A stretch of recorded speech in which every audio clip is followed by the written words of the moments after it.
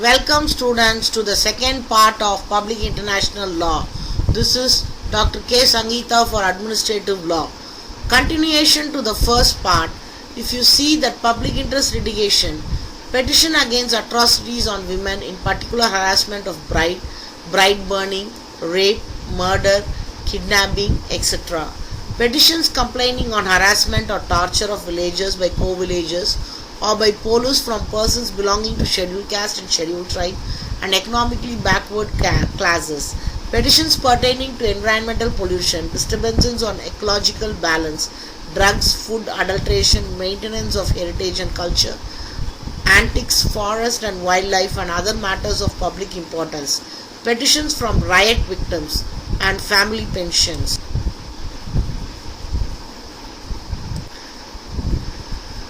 Next, if you see cases that cannot be entertained as public interest litigation, landlord and tenant matters, service matters and those pertaining to pensions and gratuity, complaints against central and the state government departments, local bodies except those relating to item 1 to 10 as mentioned above, admission to medical and other educational institution, petitions for early hearing or case pending in the High Court or subordinate court.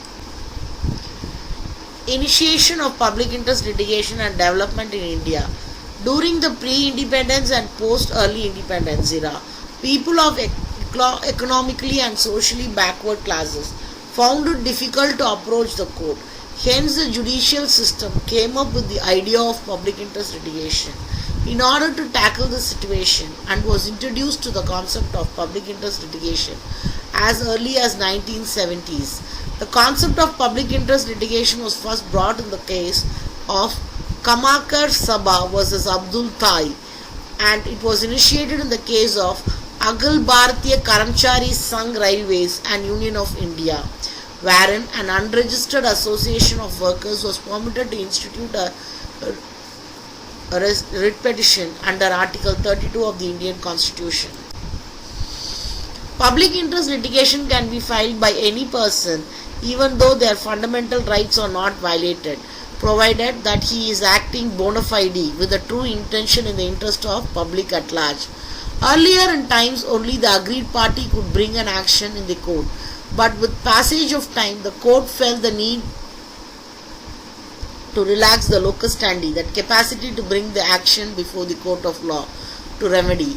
The principle was enunciated through the case law of S.P. Gupta vs. Union of India and others, where the Justice Bhagwati quoted, "Any member of the public having sufficient interest can maintain an action for judicial redressal for public inquiry arising from the breach of public duty or from violation of some provisions of the Constitution or the law, and seek enforcement of such public duty and observance of such constitutional or legal provisions." He also added, saying that the court has to innovate new methods and strategies to provide access to justice to large masses of people who are denied the basic human rights, to whom liberty and freedom has no meaning. Public interest litigation was seen as a relief of those who could only dream of getting justice.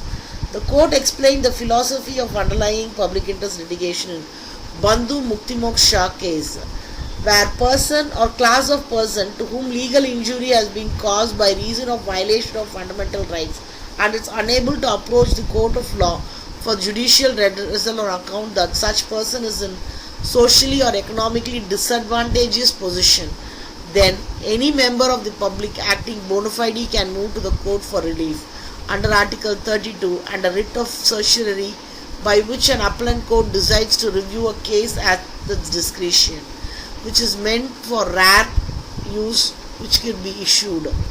The fundamental right may be meaningful not only for the rich who are being the means to approach the court, but also the large masses of the people who are living a life of want and destitution and who are, by reason of lack of awareness, assertiveness and resources, unable to seek judicial redress. The case basically deals with working conditions of the labourers and the bonded labourers. The petition was filed by an organization which was entertained by the Supreme Court and the committee which was formed by the court to look into the matter. It was found out that the workers were being forced to do bonded labor. In another case, in Husainara Khatun versus Home Secretary of State of Bihar, the petition of habeas corpus was filed in order to correct a huge administrative disorder in the state of Bihar. A large number of men and women, including children, were put behind bars without even conducting trial. Procedures of which most of the offences were petty in nature, behind the bars for more than 5 to 20 years, they were deprived of their freedom. This has been characterized as a creeping jurisdiction in which courts take over the administration of these institutions for protecting human rights. Misuse of public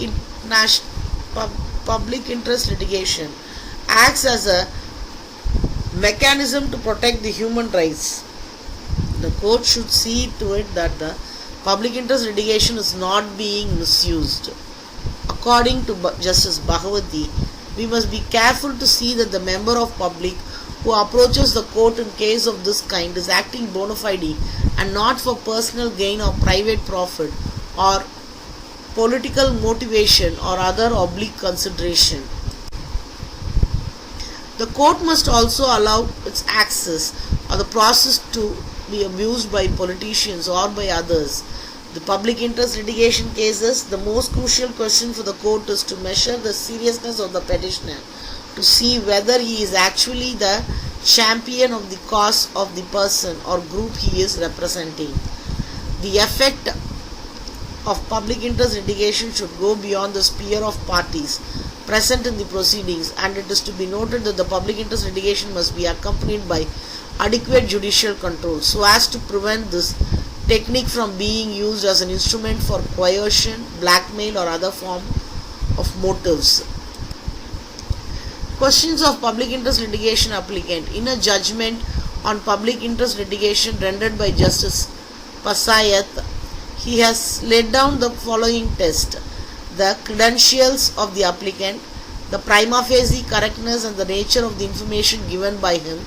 Third, the information should not be vague or indefinite. The information should show gravity and seriousness involved. Public interest litigation is a process of putting a public issue before the eye of law. It's a mechanism that helps the poor get justice. Justice should be granted to one and all irrespective of whether rich or poor. Public interest litigation helps in striking a balance between two classes to provide justice to one and all. The court must keep an eye on cases being filed and ensure bona fide interest in the petitioner and the nature of the cause of action in order to avoid unnecessary litigation. Vexation as mischief litigation must be identified and struck down so that the objective of PIL are not violated. PIL, along with other tools like judicial review, activism, etc., can be used to attain complete independence of justice machinery.